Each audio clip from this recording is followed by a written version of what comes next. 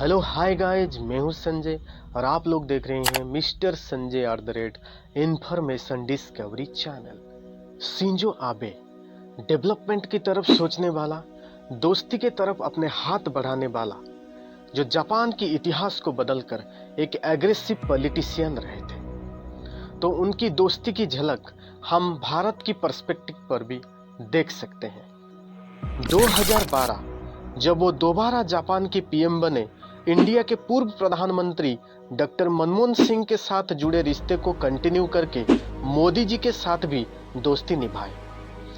2012 से लेकर 2020 तक तीन बार इंडिया विजिट किए। तो वो जापान के इतिहास में एक नए पन्ने जोड़े, क्योंकि आज तक जापान के इतिहास में ऐसा कोई पीएम नहीं था जो अपने शासनकाल में तीन बार इंडिया विजिट किए। मोदी जी भारत की प्रधानमंत्री बनने के बाद 26 जनवरी 2014 यानी कि भारत की रिपब्लिक डे पर शिंजो आबे जी को चीफ गेस्ट करके बुलाया जाता है।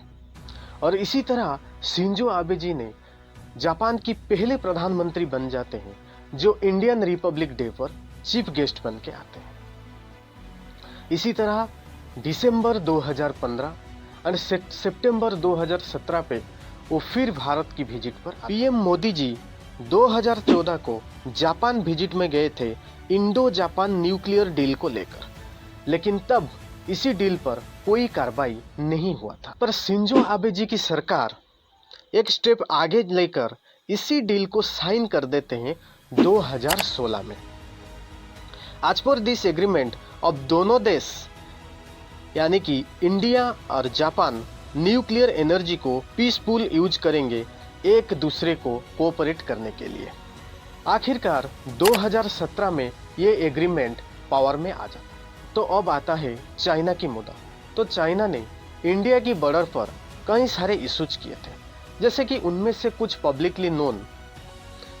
अप्रैल 2013, सितंबर 2014, जून से लेकर अगस्त 2017 और मई 2020 हर बार शिंजो आबे ने इंडिया की तरफ से आवाज उठाए और चाइना को इंटरनेशनल डिस्कशन पर हर बार वो क्रिटिसाइज किए थे।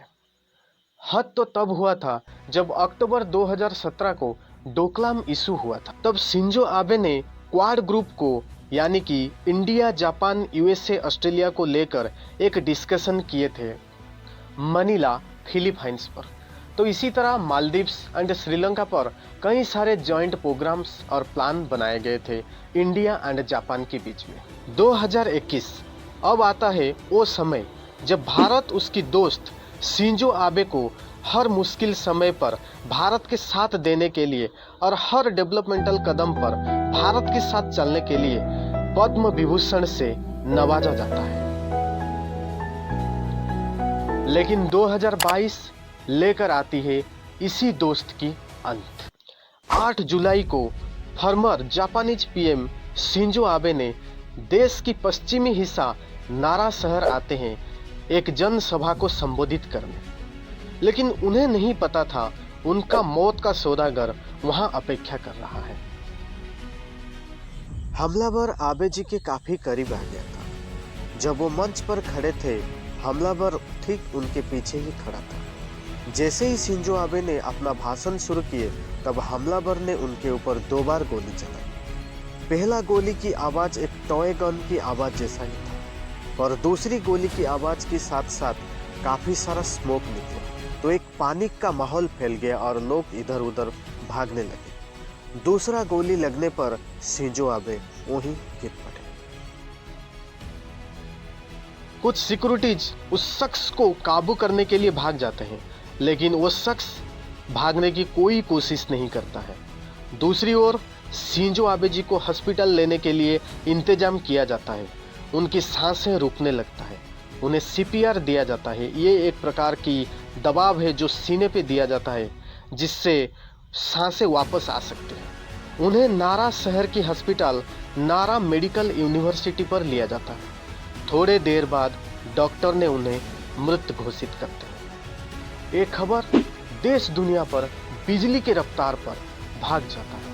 पूरे जापान और उसके साथ साथ कई देश इस खबर को लेकर अपना श्रद्धांजलि देते हैं, उसी तरह दूसरी ओर चाइना और साउथ कोरिया की पीपल सोशल मीडिया पर इसी खबर को लेकर जश्न मनाते रहते हैं। तो चलिए जानने की कोशिश करते हैं, जब सारा विश्व शिंजो आबे जी की डेथ पर अपना कंडोलेंस जता रहे थे, तब चाइना और साउथ कोरिया ये दोनों देश क्यों इसको लेकर इतना जश्न मना रहे? इसके पीछे था जापान का वो काला इतिहास, जब जापान चाइना पर हमला किया था सेकेंड वर्ल्ड वॉर से पहले।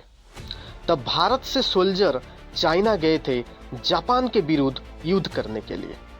भारत के डॉक्टर द्वारिकानाथ मेडिकल असिस्टेंट देने चाइना गए थे, लेकिन वहां पर उन्हें वीर गति प्राप्त हुआ था।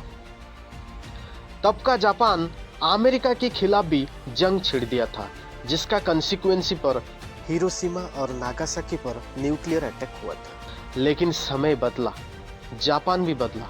अब जापान के साथ यूएसए है, भारत भी है, लेकिन चाइना अपना रंग बदल लिया। तो जापान इसी इतिहास को लेकर इंटरनेशनल डिस्कशन पर कई बार अपना भूल जताई है और क्षमा प्रार्थना भी किया कर चुका है। अब आते हैं घटना पर। जापानीज पुलिस उस शख्स जिसने आबे जी को सरेआम कत्ल किया था उसके डिटेल खंगालने में लग जाते हैं, और बाद में रिपोर्ट आता है उसका नाम तेत्सुया यामागामी है। उसका उम्र 41 साल। उसने जापानीज मैरीटाइम पर भी काम कर चुका है। दरअसल बात यह है कि यामागामी की माँ एक रिलीजियस ग्रुप से जुड़े हुए थे, जिससे वो कई सारे डोनेट कर चुके थे, जिसलिए उन्हें बैंकरप्ट यानी कि दिवालिया घोषित किया जा चुका था। इससे परेशान होकर बेटा यामागामी ने उस रिलीजियस ग्रुप के लीडर को मारने का टारगेट बनाया, लेकिन ये इतना आसान नहीं था। तब दूसरी ओर यही रिलीजियस ग्रुप की प्रचार शिंजो आबे कर रहे थे, तो उसने अपना टारगेट को चेंज करके शिंजो आबे को अपना टारगेट बनाया। उसने अपने हाथों से एक गन बनाया, क्योंकि जापान में लाइसेंस प्राप्त गन भी मिलना इतना आसान नहीं। घटना के दिन कोई खास तरीके का सिक्योरिटीज इंतजाम नहीं किया गया था, जिससे उसे आसान हुआ अपना लक्ष्य को अंजाम देना। अगर जापान के इतिहास को खंगाला जाएगा तो सरेआम पीएम की हत्या करना कोई नई बात नहीं है। 4 नवंबर 1921 तत्कालीन प्रधानमंत्री ताकेशी हरात जब मेट्रो में यात्रा करने के लिए गेट में घुस ही रहे थे, तब एक हमलावर ने उन्हें चाकू से आक्रमण कर दिया। और इसकी वजह जब पूछा गया तो उसने बताया, पीएम एक साधारण परिवार से है और वो देश नहीं चला सकते। उनके राज में केवल भ्रष्टाचार ही नहीं बढ़ेगा, उसके साथ ही साथ वो अक्षम भी साबित होंगे। उसी तरह 14 नवंबर 1930 को तत्कालीन जापानीज पीएम ओसाची हामागुची को टोक्यो स्टेशन पर एक शख्स ने गोली मारकर हत्या कर दिया था। तो इसका रीजन ढूंढने पर यह पता चला वो शख्स एक पैट्रियोटिक सोसाइटी का मेंबर था। उससे उस ग्रुप से आदेश था पीएम को हत्या करने के लिए, क्योंकि पीएम ने अपने समय पर बहुत जोखिम वाला डिसीजन लिए थे। नेक्स्ट 15 मई 1932 तत्कालीन जापानीज पीएम इनुकाई सुओशी को 12 नौसेना की ऑफिसर ने मिल के गोलियों से भून डाले थे। ये घटना इतना भयानक था कि पूरा जापान हिल गया था। इसी तरह 2022 में शिंजो आबे को खोकर भारत ने अपना दोस्त खो दिया, और भारत के साथ साथ कई और देश अब उन्हें टीयरफुल श्रद्धांजलि दे रहे हैं। तो इसी के साथ मैं विदा लेता हूँ। इस वीडियो को लाइक करना और इसे शेयर करना, इस चैनल को जरूर सब्सक्राइब करना। जय हिंद, जय भारत।